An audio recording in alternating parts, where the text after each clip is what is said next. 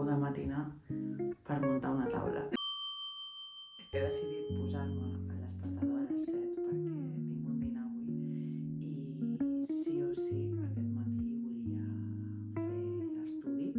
Així és com es veu actualment el meu despatxito. Veieu que la taula on teletreballo normalment, a part d'estar plena de coses, és on tinc l'ordinador i com les coses del dia a dia. Després a la dreta tinc una altra taula que és mòbil, on tinc la màquina de cosir, que la puc moure per posar-me-la a on vulgui i poder cosir. I després, a l'altra banda de la paret, de punta a punta, quasi hi ha una calaixera enorme on guardo els llibres, tots els materials i totes les coses que són meves i no de la casa. La idea del canvi d'estudi era que necessitava i volia tenir una taula que ocupés quasi de punta a punta de la paret perquè necessitava espai. Però abans de començar amb la meva super taula i el canvi d'estudi, deixeu-me posar-vos en antecedents. No sé vosaltres, però jo des de petita que sempre canvio l'habitació.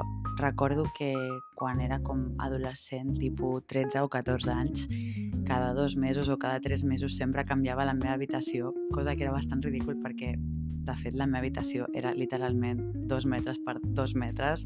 Posava un parell de pòsters i amb un pressupost extremadament baix tenia com una espècie de nova visió de la meva habitació i estava supercontenta perquè era com si literalment haguéssim canviat de pis i ja visqués en una altra banda.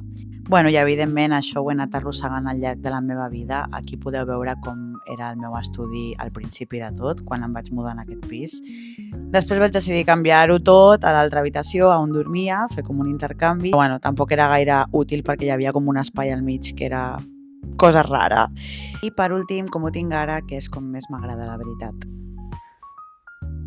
El primer pas hauria d'haver estat recollir la taula, però bueno, jo sóc una persona amb molt poca paciència, així que vaig decidir començar a muntar les potes.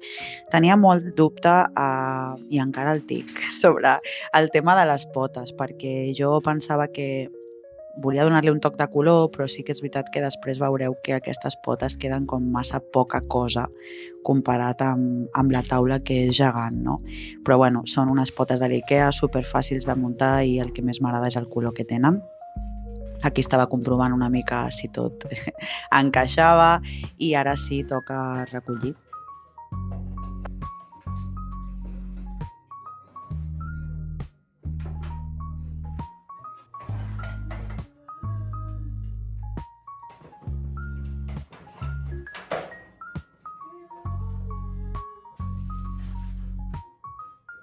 No us puc explicar el gust que em dona veure la taula tan neta. Encara estava desmuntant la part més difícil de tots els cables i la pantalla i de més, però sí que és veritat que veure tota la superfície sense res a sobre és super satisfactori.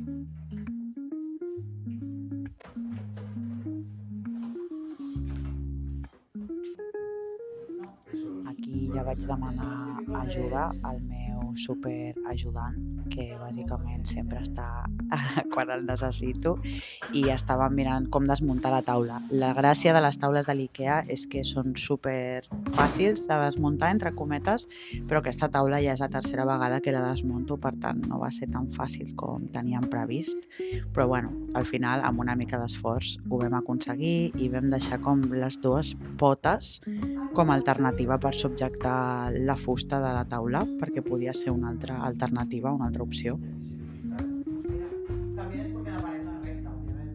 Primera prova, la taula amb les dues potes no me convencia. La veritat és que creia que les dues fustes, els dos tons de fustes juntes no m'acabaven de fer el pes i tampoc m'agradava com estèticament, com quedava. Llavors vaig decidir muntar l'altra pota per veure si podia posar-li les dues potes verdes i veure si així millorava una mica visualment.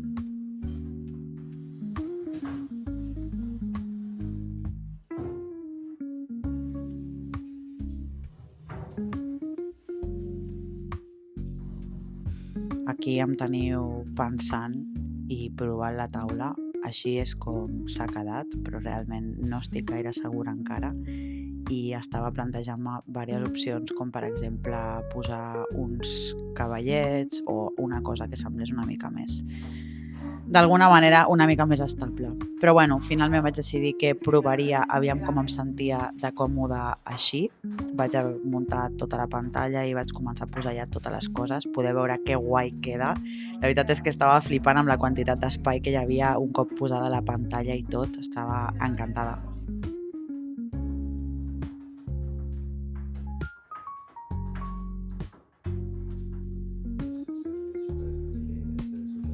Aquí podeu veure la meva cara de felicitat al veure que efectivament quedava molt xulo així i ja vaig fer unes proves d'ordinador per veure si estava còmode i després ja vaig començar a fer una mica de neteja en general de totes les coses que tenia perquè creia que era important deixar-ho tot ben fet i vaig posar també uns ganxos per penjar tots els bolsos que tenia repartits per l'estudi.